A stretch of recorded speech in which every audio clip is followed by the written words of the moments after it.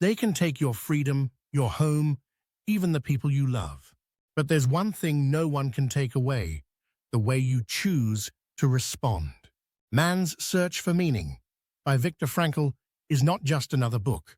It's a cry of hope from the darkest corner of human history. A work born out of horror, but carrying light, not fear. Frankl, a Jewish psychiatrist from Austria, survived Auschwitz. And in the aftermath, he didn't just describe what happened. He offered a deep psychological insight into why some people endured, not physically, but mentally. Inside the camps, food was scarce. Death was routine. Most prisoners lost the will to live. But Frankl noticed something strange. There were some who, despite the hunger and terror, still shared their bread. Some even tried to comfort others. That's when he realized something profound. Even when everything external is stripped away, a person still holds an inner freedom. He couldn't choose whether or not he would be tortured, but he could choose whether to become a victim or the guardian of his soul.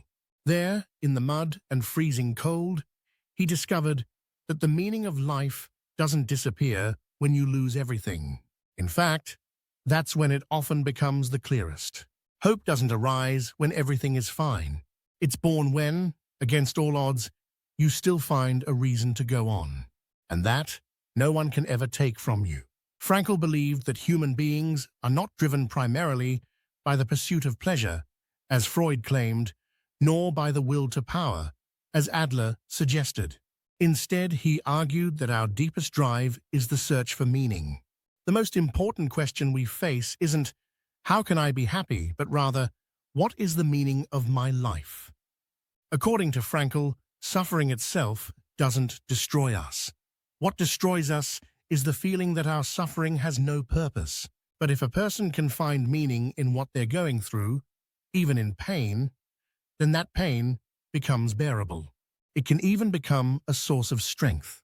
He famously said, "A man can endure almost anyhow if he has a why." In other words, it's not the events themselves that break us. It's the absence of meaning behind them. Meaning is not some vague, abstract idea. It's deeply personal. One person might find it in their child, another in their work or in their faith. Someone else might find it in service, sacrifice, or love. Frankl noticed that the prisoners who felt that someone or something was waiting for them beyond the barbed wire had a far greater chance of survival. Meaning is not a luxury. It's a necessity. It's not philosophy.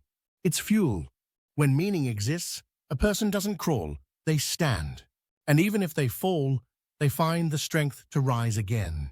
After surviving the concentration camps, Viktor Frankl developed his own psychological approach, which he called logotherapy, from the Greek word logos, meaning meaning.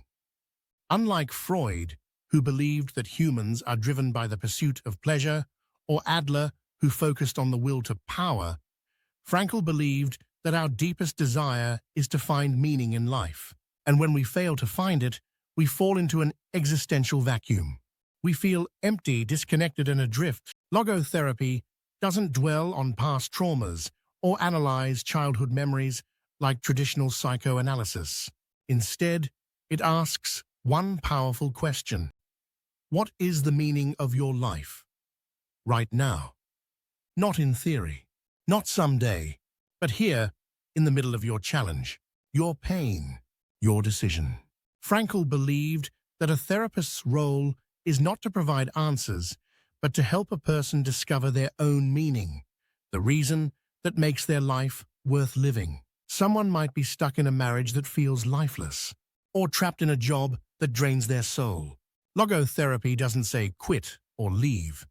It helps you ask, can I give new meaning to what I'm already living? And if the answer is no, then it gives you the strength to make a change. The key insight is this: we don't need a reason to live in general. We need a reason to get out of bed in the morning. And that changes everything. Perhaps the most radical idea Frankl ever proposed was this: a human being is always free to choose their attitude, even in the most inhuman conditions. In Auschwitz, he saw prisoners who, despite being starved, sick, and tortured, still held on to an inner dignity. They spoke calmly. They helped others. They kept hope alive. It wasn't about personality. It was about a decision.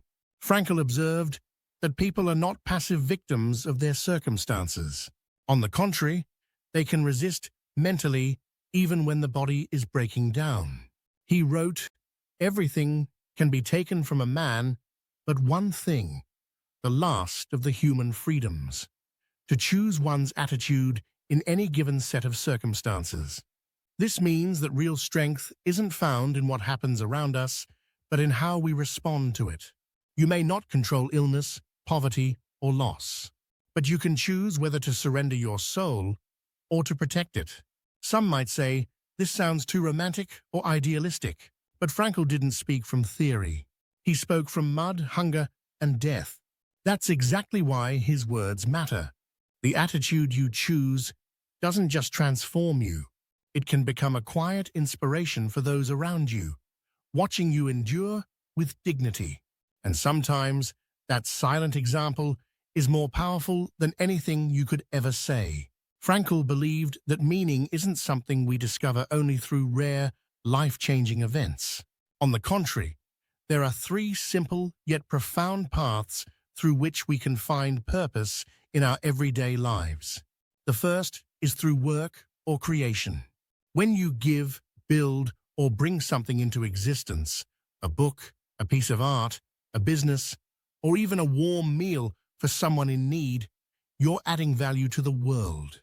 Creation connects us to something greater than ourselves. The second is through love. When you love someone deeply, you don't just see them as they are, you see them as they could be. Love gives meaning because it allows us to transcend the self, to see the world through another's eyes. And often that's enough to carry you forward. The third, and perhaps the hardest path, is through suffering. When you can't change a situation, an illness, a loss, a painful hardship, you are challenged to change your attitude toward it. And through that shift, meaning can emerge. Not despite the pain, but because of it.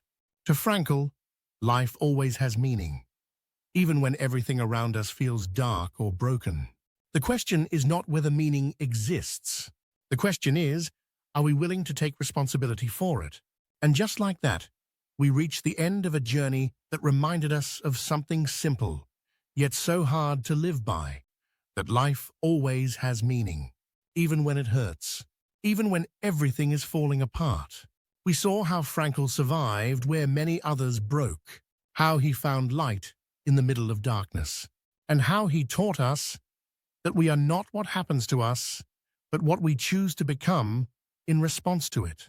If this video touched you, even just a little, if it made you think, feel, or reflect, go ahead and hit like, subscribe, and share your thoughts in the comments.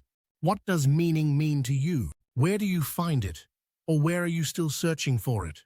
Because maybe someone else reading your comment will find the strength they need because of your words.